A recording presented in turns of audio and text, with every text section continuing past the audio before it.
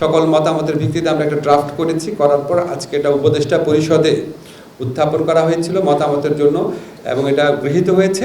তবে একটা খুব গুরুত্বপূর্ণ বিষয় হয়েছে উপদেষ্টা পরিষদে। উপদেষ্টা পরিষদ মনে করেছে আমরা যে অ্যামেন্ডমেন্টটা করেছিলাম, আইনের অ্যামেন্ডমেন্ট, সেখানে অর্গানাইজেশনকে শাস্তি দেওয়ার বিধান ছিল এবং আমাদের প্রস্তাবিত অ্যামেন্ডমেন্টে বলা হয়েছিল কোনো অর্গানাইজেশনকে শাস্তি দেওয়া যদি প্রয়োজন মনে করে, যদি মনে করে শাস্তি দেওয়া দরকার, তাহলে ট্রাইব্যুনাল শাস্তি দেওয়ার সুপারিশ করতে পারবে উপযুক্ত কর্তৃপক্ষের কাছে।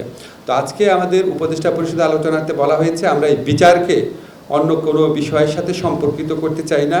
এই রাজনৈতিক দল বা কোনো সংগঠনকে নিষিদ্ধ করার প্রশ্ন আসলে এই আইনকে অযথাই প্রশ্নবিদ্ধ করার সুযোগ সৃষ্টি হবে। আমরা সেই সুযোগ দিতে চাই না। আমরা একদম ডিসেন্ট ওয়েতে, ফেয়ার ওয়েতে বিচারটা করতে চাই। এই জন্য প্রভিশনটা বাতিল করা হয়েছে।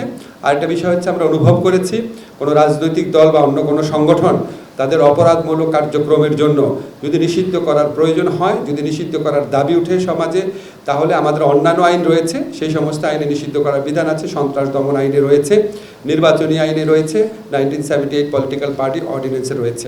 কাজে এখানে এই বিধানটা নাই দেখে আমাদের সেই সুযোগ জনমতের প্রতি, জনদাবির প্রতি শ্রদ্ধা জানিয়ে এই ধরনের কোনো পদক্ষেপ নেওয়ার সুযোগ আর থাকলো না, সেটা না। মানে এই যুদ্ধাপরাধ বিচার আইনে থাকলো না, কিন্তু অন্যান্য প্রচলিত আইনে দেশে রয়েছে। সেটা আমরা রাজনৈতিক ঐক্যমত হলে বিভিন্ন আমাদের জনদাবি আসে, সেটা পরে বিবেচনা করা হবে। এটা আইনের ভেতরে অন্তর্ভুক্ত আর বিষয় না।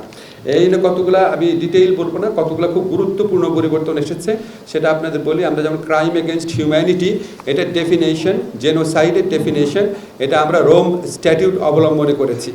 যে রোম স্ট্যাটিউটে বাংলাদেশ পক্ষ রাষ্ট্র হয়েছে সেটা অবলম্বনে করেছি। একদম আন্তর্জাতিক স্ট্যান্ডার্ড বজায় রেখে আমরা ডিফাইন করেছি। তারপরে হচ্ছে এই আইনে আপনার আরেকটা খুব গুরুত্বপূর্ণ বিধান হচ্ছে এই আইনে যারা অভিযুক্ত পক্ষ আছে তাদেরকে প্রসিকিউশনের সমান সুযোগ দেওয়া হয়েছে।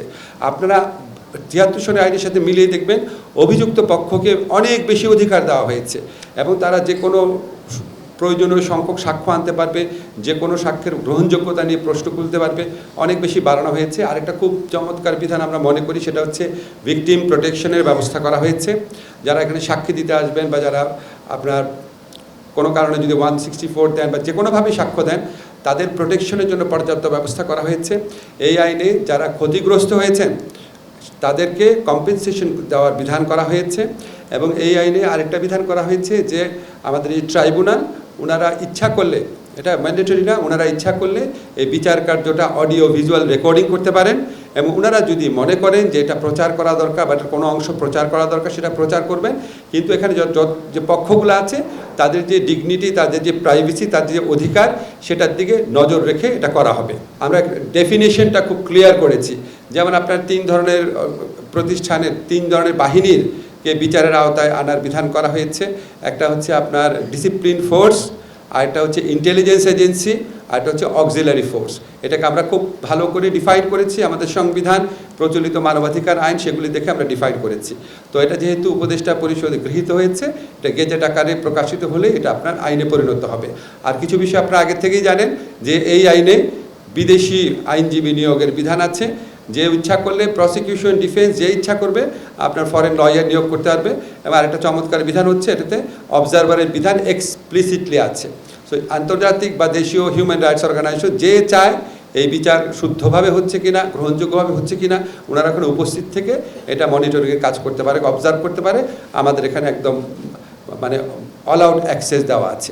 নর্মাল অ্যাপিল তো থাকবেই অ্যাপিলের ডিভিশনে। এছাড়া ইন্টারলোকিউটরি কোনো অর্ডার, ইন্টারলোকিউটর মানে বিচার কার্য শেষ হওয়ার আগেই, বিচার কার্য চলাকালীন সময় কোনো পক্ষ যদি প্রশ্ন উত্থাপন করে যে এই মামলাটা এই আদালতে চলতে পারে কি না, বা এই আদালত যদি, এই ট্রাইব্যুনাল যদি কারো বিরুদ্ধে অবমাননার অভিযোগ আনে, এই সমস্ত 2টা ক্ষেত্রে ওনারা ইন্টারলোকিউটরি বা অন্তর্বর্তীকালীন প্রতিকার পাওয়ার জন্য পর্যন্ত আপিলের ডিভিশনে যেতে পারবে। আপিলের সুযোগ আরও বৃদ্ধি করা হয়েছে।